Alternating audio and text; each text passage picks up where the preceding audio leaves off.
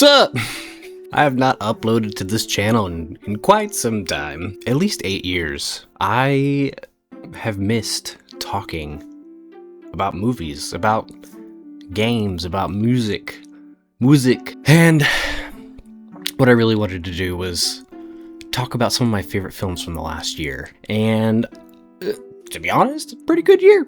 Pretty good. Spent some time in the theater, but I really tried to focus and hone in and try to watch as many films as possible. There are a few things I haven't been able to see yet, so this list will not be totally complete, but for the most part, I'm pretty happy with it. So without wasting a whole lot of time, why don't we just jump right into a bunch of honorable mentions? And we have several of them. Again, this was a good year.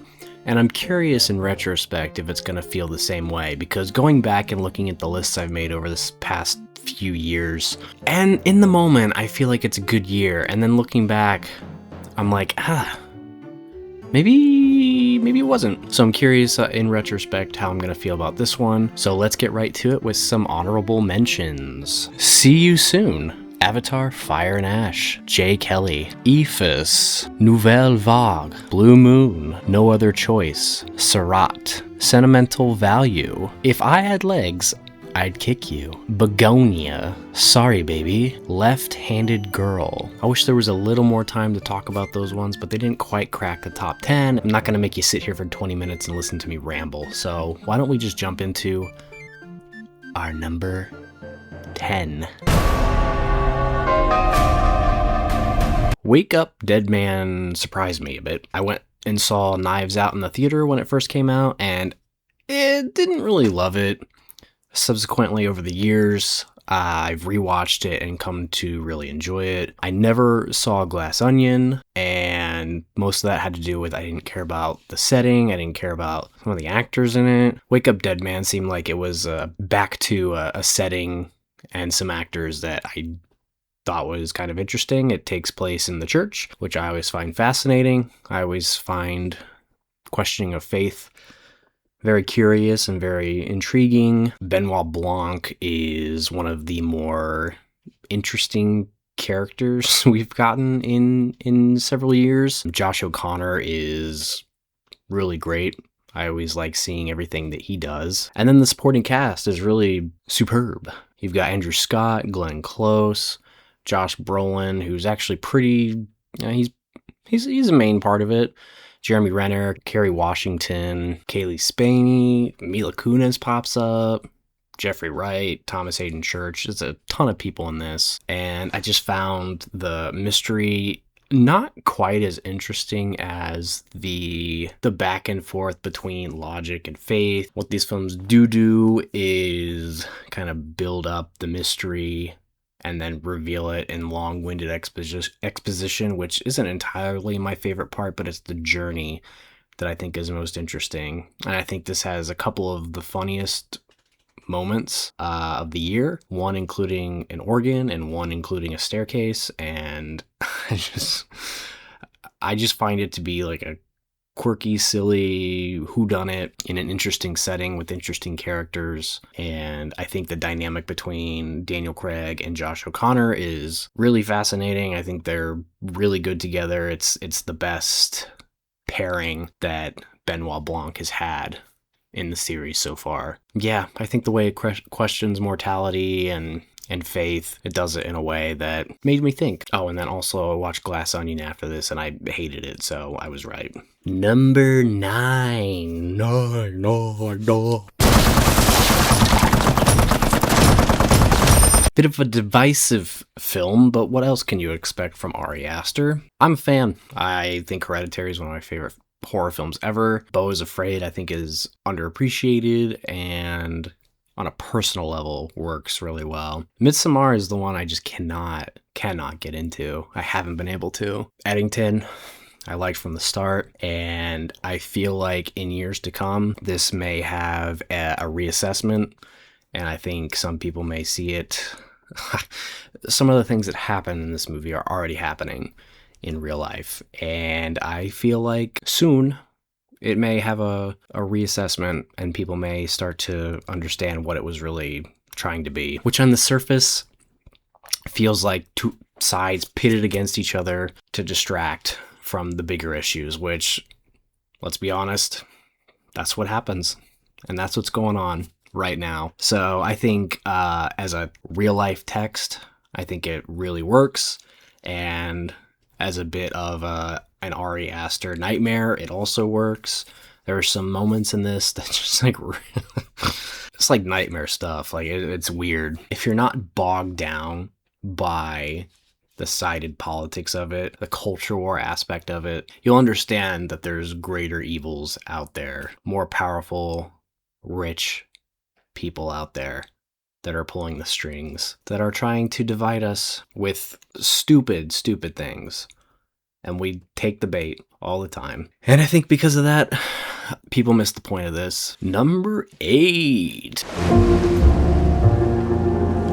My father's shadow really kind of came out of nowhere for me. I was able to get my hands on some festival stuff. This is one I just threw on as a guy with daddy issues.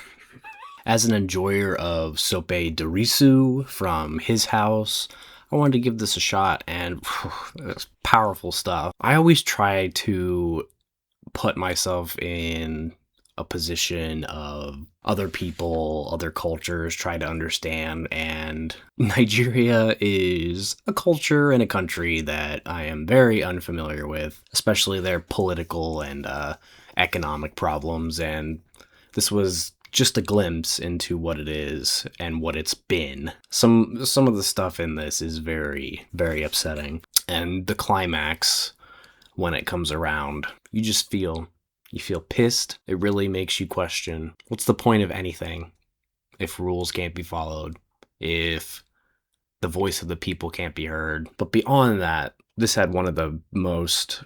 There's a couple things on this list where the endings were really massive for me, but the ending of this one was so heartbreaking and just so raw. It kind of caught me by surprise and just really put a bow on top of an already superb film. Number 7. I was unacquainted to the comedy of Tim Robinson. Did not really know much about him. For some reason, this trailer piqued my interest. Glad I got into it. While the humor of Tim Robinson is sometimes a little too much for me, this hit a sweet spot.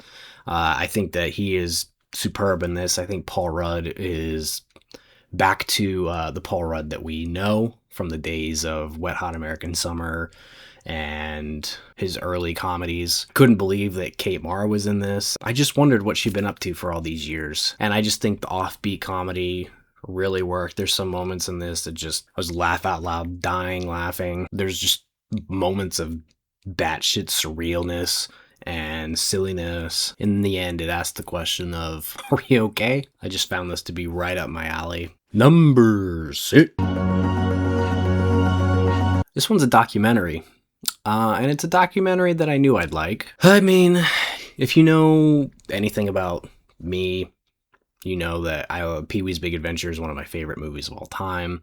I love the character of Pee-wee. I love Paul Reubens. What this documentary accomplished was something that probably doesn't get replicated very often. I always love the documentary that interviews the subject themselves, which sometimes doesn't work so much because you're not always going to get honesty from the subject themselves. De Palma is an example of a documentary that the guy just tells it like it is. He explains everything as it is.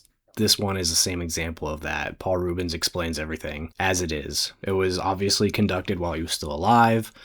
And like most documentaries, you get talking heads, you get people talking about him, but there's a sincerity and an honesty to it that is hard to come by in most documentaries, especially with a lot of the Netflix slop we get these days. And for a guy that I really like and I thought I knew a lot about, I learned a lot of things through this, a lot of his earlier career things, his heartbreaks, his shortcomings, his vindictiveness, you could really say. There was a lot of betrayal in his life and specific moments that really shaped him as an artist. I don't want to give away how it ends, but sometimes with documentaries, you capture things that you would never. The rawness of this is just one of those moments captured that is rare, and the whole thing is really heartbreaking.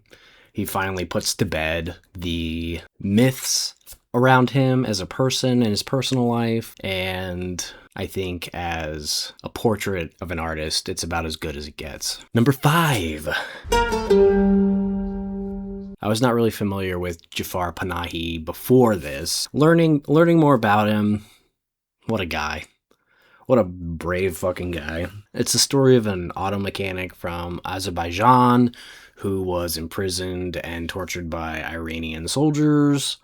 And one day he recognizes one of his torturers, and it is a day in the life. A day in the life adventure of a guy set on revenge and vengeance, also questioning if what he knows and remembers is true. Some of the movies that come to mind as far as like day in the life: 3 Days, 2 Nights. That's one I always come back to when I think of running around trying to convince people of something and the adventures, misadventures that come from it. That's what this is. Different characters become involved, trying to confirm, deny what he thinks is true, but it leaves you questioning what is true. Do we know? We don't know. We're trusting that it is. But do they know? I really found this to be a fantastic film. Makes me want to check out everything that Panahi's done before it. I know he's got a couple things in the collection. I think there are a couple of, I think at the time they were Janus contemporaries. I found this to be pretty incredible work and easily my favorite ending of the year. It left me with chills, and it ended like something out of a horror movie. Truly spectacular stuff. Number 4. It's on everyone's list. It's all over the place. What else can I really say about it that hasn't been said already? Paul Thomas Anderson, one of the greatest living directors that we have. There's some career best stuff in here. You have Leonardo DiCaprio, who easily is funniest. Benicio del Toro is fantastic in this. Sean Penn is a perfect mashing of disturbed, funny, disgusting, confused, longing for acceptance. I think it does a really good job of just really facing who some people are and how ridiculous some of their ideas are. You also have Tiana Taylor in this, who is not in it much, but is very good. Regina Hall, again, I was very excited to see what she would do, considering what I know her from. This is Scary Movie Films, and she's pretty great in this as well. And then there's Chase Infinity, who is an incredible find and an incredible beauty. But really, this is another top-end film from a top-end director doing great work. A Johnny Greenwood score that is just fantastic. Number 3. I'm a Zach Kreger boy.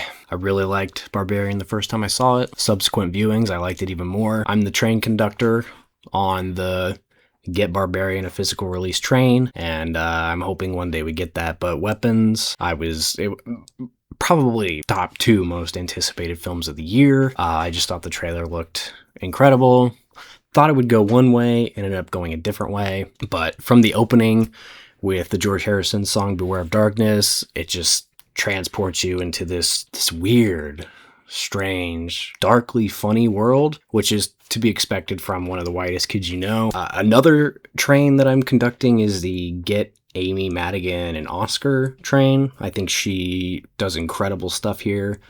I mean, when I first saw the trailer, even after when I saw pictures of Aunt Gladys, I didn't even know it was her. So to see it be her, to see it be this sweet wife to a crazed man in Field of Dreams to what she becomes in this, it's career stuff. Benedict Wong is good. Austin Abrams is good. I am a big fan of Alden Ehrenreich. I don't know why, but I think what little he had to do in Oppenheimer was good stuff, and then what he does in here is even better. Josh Brolin has a couple of moments in this, one in particular, If You Know, You Know, and then Julia Garner, she's very solid in this. But I think what it does with all the characters, every single one is flawed. Nobody is perfect. Nobody is doing everything totally out of the goodness of their hearts. Everyone has vested selfish interests, and some are just flawed in different ways. It is kind of one of those films that loses its shock or scare after a couple viewings, but even just as a general piece of film, I think it's thoroughly entertaining. I think the things that it's saying, living with an alcoholic parent, it's been debunked, but I can't help but believe it has something to do with school shootings, just the toxicity of people and who raises you. And number 2, I can't believe I'm talking about a Netflix film. From the trailer, this reminded me a bit of The Brutalist. It even has Felicity Jones in it. Really, it's just a quiet, meditative, one of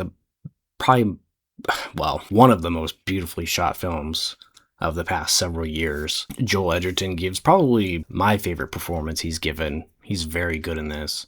And then there's also some supporting actors that show up that it's almost like a bunch of cameo appearances from a bunch of character actors. I think this is a perfect, quiet, meditative, simple little film about life and loss and just living and finding reasons to live. Like, it just felt like I was watching a montage of beautiful photography. And what Clint Bentley and Greg Cuidar do, this alternating directing, writing that they do. Last year, Greg Cuidar did Sing Sing, and then this year Clint Bentley directed Train Dreams. I think what they do with that is really fascinating. One directs, they both write, and so far they've done good work. And I think that it's unfortunate this has landed on Netflix, but if I can look for a positive in that, maybe a lot more people that wouldn't see it otherwise are able to see it now. And if more eyes are on it, then that's a good thing. Number 1.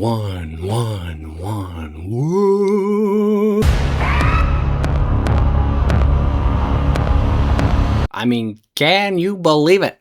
I cannot believe it. Look, I watched this once, really liked it. I watched it a second time, under the influence, and it was a life-changing experience. I could not believe what I was watching. Between how beautiful it's shot, the music, the craziness of the eventual vampire plot. When I popped in that 4K, I was transported, not only because of the drugs, but the way it looks. It's so clean, so crisp. The IMAX scenes are... I didn't think you could get really great IMAX scenes at home compared to theaters, but my God, the scene's incredible. Filling out the screen. There's a couple moments where the bars go. And when you're under the influence, game over. Oh, some great stuff in this. Some incredible music. I'm glad that Jack O'Connell is finally getting some mainstream attention. I've loved that guy for years. Michael B. Jordan is incredible as 2 characters. Haley Steinfeld, can you say? Delroy Lindo gives a really great supporting performance. Wunmi Masaku gives a really reserved, quiet, matriarchal performance. Speaking of another actor from His House, I just found what this had to say about music, culture, stealing of culture. I just can... Watching this, I was flabbergasted by what I was seeing. Though I had seen it before, it was like I was watching it for the first time. While I'm not exactly a fan of everything that Ryan Coogler's done, as far as the wider audience is concerned, it seems like he hasn't missed yet. And I think this is his best to date. And where he goes from here, I'll be very curious about. But as of right now, Sinners was my favorite film of 2025. I don't know if I'm going to be getting back into this full time. I'm going to see how this works and go from there.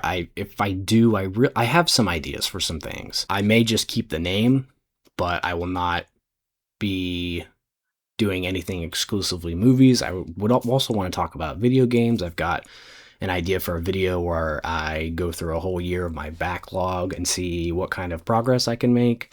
I want to show off my vinyl record collection. I want to show off my Blu-ray collection. It's been 8 years since I posted about it, and it's changed significantly. So I have ideas for things, but for now, this is where we're at. What are your top 5 favorite films? Top 10. Give me a top 10 if you have one. Always love to hear what you guys have to say. Thank you, as always, for watching, and maybe I'll see you next time.